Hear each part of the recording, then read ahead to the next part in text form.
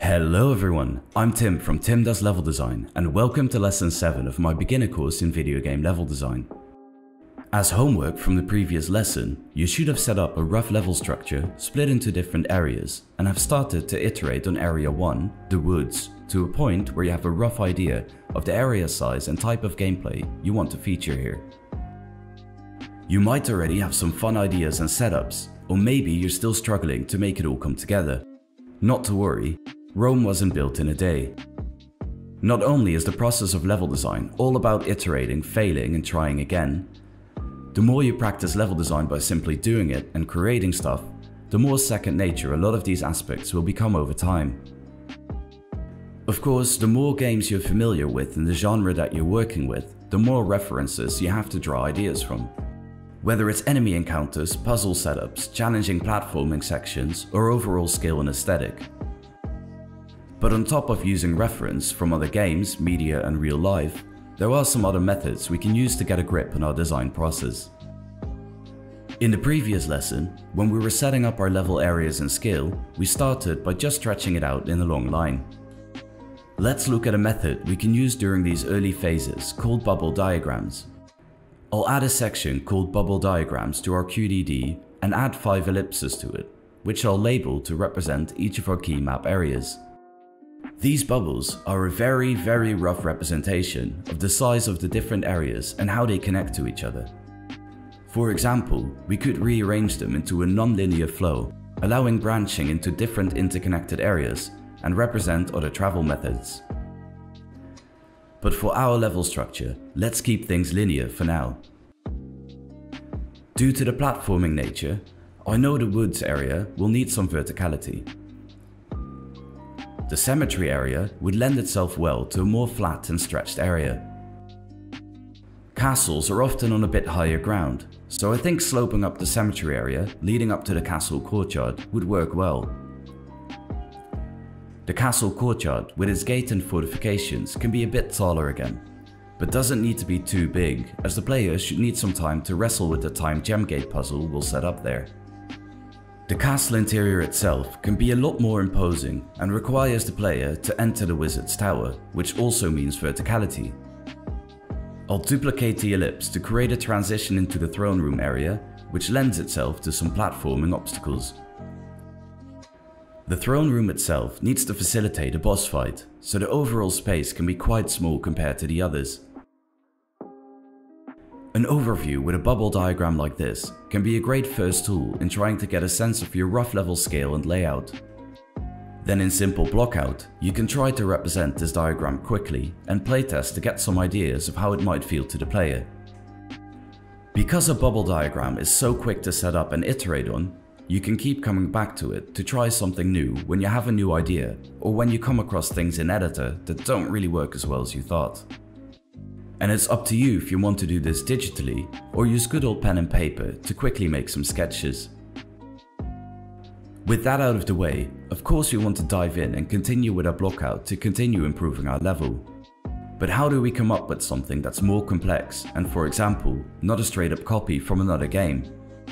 I tend to start with something fundamentally simple as a base and use what I call for myself a yes but or but what if design mentality. For example, we start with a pit with spikes that the player needs to jump over. Yes, but the pit is fairly long, so double jump is required. We can entertain ideas like, but what if it's too far for the player to reach? This could lead you to come up with other solutions, like the need for a jump pad to cross or a small platform in the middle, so it's more of a test of precision. If we can't find anything satisfying, let's explore a different approach, so we'll keep it within reach for the player to use double jump. Yes, but what if a bat is blocking the path? The player will have to either time their double jump to avoid it or kill it, or use one of their limited arrows to take it out. Yes, but what if the bat moves horizontally, so the player might want to use their double jump to return to safety after killing the bat, or in case the attempt fails. A skilled, more confident player could do it in one go. Yes, but what if the starting point is higher than the exit point? Now the player can engage the bat from a wall slide and return to safety onto the wall slide if needed. With this method of iteration, you can stumble onto ideas that you wouldn't have come up with straight away. Now, looking further at our woods area, generally I just threw some rough ideas in there without too much consideration, like the spiky pit with a collectible at the bottom of it. Having something defined in our earlier blockout, even though we will likely end up not using it one-to-one, means that instead of a blank page, we have something to use as a baseline for ideas. The idea here is that the player needs to use double jump and wall slide to get out of the pit again. I like the idea behind it, but the whole section is very short and can be a bit more elaborate. Also, on reflection, when approaching the pit, the player does not yet know whether it's the main path forward or an optional side activity. If they don't care about the collectible or are currently low on health, it might be frustrating to end up in a challenge they can't back out of. In this case, I think I'd prefer to show the player the coin leading up to this section, so they can make an informed decision to try and get it or not.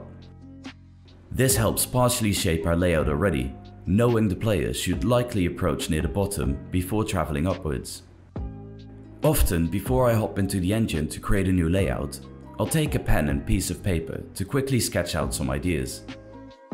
It's not about the level sketch looking good, but it's just the quickest way to visualize an idea and quickly spot any potential issues or use it to spark some new ideas. So please always have a notepad handy and sketch out your ideas. Don't worry about how they look for now. Especially because updating your layout in a game engine often takes longer and gets you bogged down in details rather than exploring the high level idea. Though of course in some engines and projects it takes a lot longer to iterate than others. I also have a handy Unreal Engine tip for you to speed up your iteration process. When we have multiple objects selected by holding down Shift and clicking on multiple actors, we can use the shortcut Ctrl-G to group these actors together. In the outliner, we can see this has created a group actor. And when we press Escape to deselect our actors and then click on one of them again, we can see that all of the actors are selected, making it easier to move specific chunks of our level around at once. When we press Ctrl-Shift-G, we toggle off Group Select, meaning we can individually move actors independent of our group. When we press Ctrl-Shift-G again, we can see that the group has remained intact. To ungroup something permanently, we can press Shift-G with the group selected. With these new techniques and tips, you should be well equipped to continue fleshing out your level blockout. If you're getting stuck with anything, or would like to ask me some questions, I'm also setting up a Tim Does Level Design Discord server where you can come hang out and talk about level design stuff. The invite link will be in the description.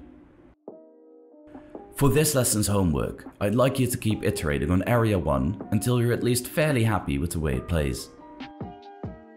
Also work on the other areas a bit, so that Blockout roughly represents the type of gameplay and overall skill you'd like him to be, just like we did with Area 1 as homework for the previous episode.